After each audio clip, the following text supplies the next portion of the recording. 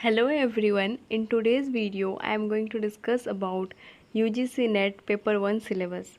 तो जैसे कि आप सबको पता है UGC नेट के दो पेपर होते हैं, एक होता है पेपर 1 और एक होता है पेपर 2। पेपर 1 जो होता है जनरल पेपर होता है, सारे स्टूडेंट्स के लिए एक कॉमन पेपर होता है, सबको इसी सिलेबस के अकॉर्डिंग एग्ज़ाम देने होते हैं। लेकिन जो पेपर 2 होता है वो आपके सब्जेक्ट डोमेन पे बेस्ड होता है, मतलब कि आप किसी भी सब्जेक्ट से हैं तो वो पेपर उसी सब्जेक्ट्स के सारे क्वेश्चंस कवर करते हैं। लेकिन बाकी के जो पेपर 1 होते हैं वो सारे टॉपिक्स उसके अंडर आ जाते हैं। तो मैं एक एक करके सारे टॉपिक्स के अंदर जो भी सिलेबस है मैं वो सब डिस्कस करूँगी। So let's start the video. तो कुल मिला के बात यह है कि इसमें 10 यूनिट होते हैं।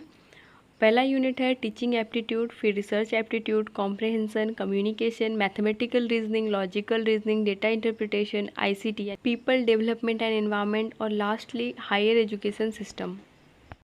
अब हम एक एक करके सारे यूनिट को डिटेल में कवर करेंगे कि कौन कौन से टॉपिक सिलेबस में हैं जो हमको आगे पढ़ना है। पहला है यूनिट 1 टीचिंग एप्टीट्यूड। इसके अंडर आ जाता है टीचिंग, उसके concept, objective, levels of teaching, characteristics and basic requirements.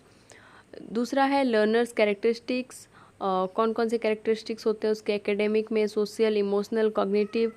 उसके बाद इंडिविजुअल डिफरेंसेस क्या क्या होते हैं, factors affecting teaching related to teacher, learner, support material, instructional facilities, environment and institution of learning. और नेक्स्ट है मेथड्स ऑफ टीचिंग, कौन कौन से मेथड्स होते हैं, एक टीचर सेंटर्ड होता है, लर्नर सेंटर्ड होता है, ऑनलाइन ऑफलाइन मेथड्स होते हैं जिसके अंडर आ जाते हैं स्वयं, स्वयं प्रभा, मूक। नेक्स्ट है teaching support system, traditional, modern and ICT based. Evaluation system, elements and types of evaluation, evaluation in choice based credit system, यानी कि जो CBCS सिस्टम होता है in higher education, computer based testing, innovations and innovations in evaluation system. दूसरा unit है research aptitude, जो कि बहुत ही इंटरेस्टिंग यूनिट है, मुझे पर्सनली बहुत पसंद है। तो इसके अंडर आ जाता है रिसर्च के मीनिंग, टाइप्स, कैरेक्टरिस्टिक्स और positivism and post positivism approach to research. Next है methods of research, experimental, descriptive, historical, qualitative and quantitative method, steps of research. Third है thesis and article writing, format and styles of referencing. Next है application of ICT in research and fifth में है research ethics. तो ये unit बहुत ही ज़्यादा important है, इसको हमको ध्यान से पढ़ना चाहिए क्योंकि यहीं से ही हम सीखते हैं कैसे हमको पेपर राइटिंग, जर्नल राइटिंग, जो कुछ भी हम लोग इन फ्यूचर लिखेंगे या फिर अभी भी हम अगर लिख रहे हैं तो उसमें बहुत ज़्यादा हेल्प मिलती है।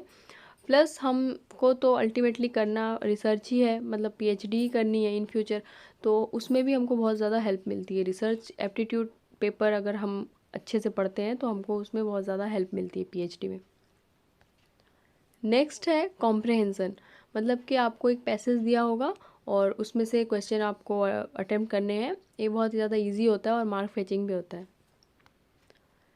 फोर्थ यूनिट है कम्युनिकेशन, कम्युनिकेशन के मीनिंग, टाइप्स, कैरेक्टरिस्टिक्स और इफ़ेक्टिव कम्युनिकेशन कौन कौन से होते हैं, जैसे कि verbal, non verbal, intercultural and group communication, classroom communication. Classroom communication बहुत ही ज़्यादा इंपॉर्टेंट है। नेक्स्ट है बैरियर्स टू इफेक्टिव कम्युनिकेशन, कौन कौन से बैरियर्स होते हैं, and then mass media and society.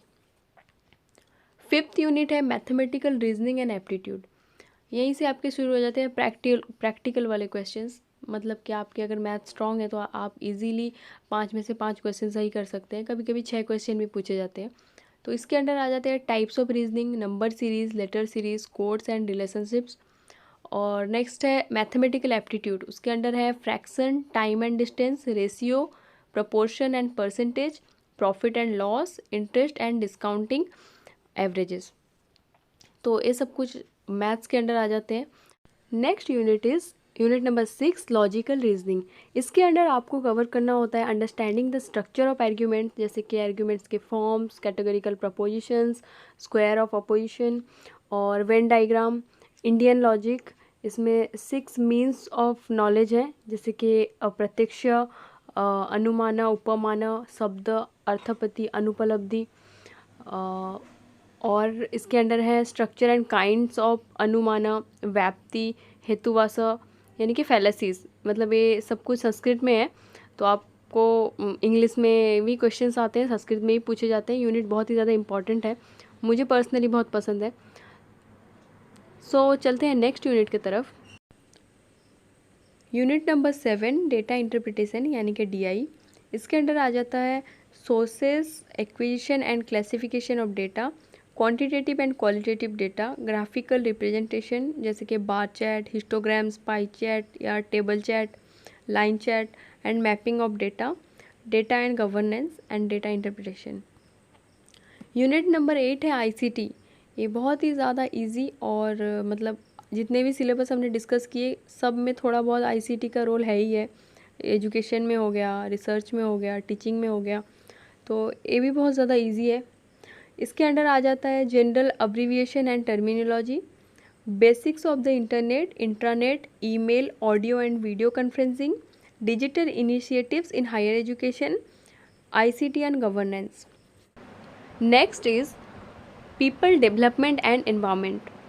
इसके अंदर आपको कवर करना होता है डेवलपमेंट एंड एनवायरनमेंट, जैसे कि millennium development goals, sustainable development goals, human and environmental interaction, environmental issues जैसे कि air pollution, water pollution, soil pollution, noise pollution etcetera, natural and energy resources, natural hazards and disasters, और बहुत सारे environmental acts और protocol agreements. ये सब कुछ environment से रिलेटेड जो कुछ भी हैं वो सब भी आपको याद रखने होंगे, जैसे कि एनवायरमेंटल प्रोटेक्शन एक्ट हो गया, national action plan, climate change के ऊपर कौन सा एक्ट निकला है, कौन से प्लान आए हैं, ये सभी कुछ आपको इस यूनिट के अंदर याद रखना होगा। ये भी थोड़ा बहुत स्टैटिक टाइप में है, थोड़ा क्या बहुत ज़्यादा ही है। तो हम लोगों ने ये तो पढ़ा ही है अपने स्कूल में, ये डेवलपमेंट गोल्स वगैरह तो ईजी ही है, बस थोड़ा सा रिकॉल करना पड़ेगा और थोड़ा सा याद करना पड़ेगा। Next unit is higher education system. इसके अंडर आ जाता है institutions of higher learning and education in ancient India, evolution of higher learning and research in post independence India, oriental conventional and non conventional learning programmes in India, professional technical and skill based education, value education and environmental education, policies, governance and administration. So 10 unit हो गए cover और syllabus इतना ही है। दिखने में तो बहुत ज़्यादा बड़ा है, लेकिन अगर आप इसको अच्छे से एनालाइज करेंगे तो इनमें से आधी से ज़्यादा चीज़ें हम लोगों ने ऑलरेडी अपने स्कूल में, 12th में, ग्रेजुएशन में, पोस्ट ग्रेजुएशन में पढ़ ही चुका है और बहुत ही बेसिक चीज़ें हैं। लेकिन बात यह है हम लोग भूल चुके हैं, इसलिए हमको पेपर 1 में ही ज़्यादा दिक्कत होती है। हमको लगता है पेपर 1 ही मुश्किल है, पेपर 1 मतलब कहाँ से पढ़ें, कैसे पढ़ें, समझ ही नहीं आ रहा, लेकिन बहुत ईजी है। और यूट्यूब में भी बहुत सारे वीडियोज़ हैं पेपर 1 के लिए, तो इजी टू एक्सेस है, तो आप इस पे ज़्यादा ध्यान दीजिए। अगर आप इसमें 30 से 35 क्वेश्चन अगर कर लेते हैं सही, तो आपके तो JRF पक्का ही पक्का है। So start your preparation now, wishing you all the best and thanks for watching.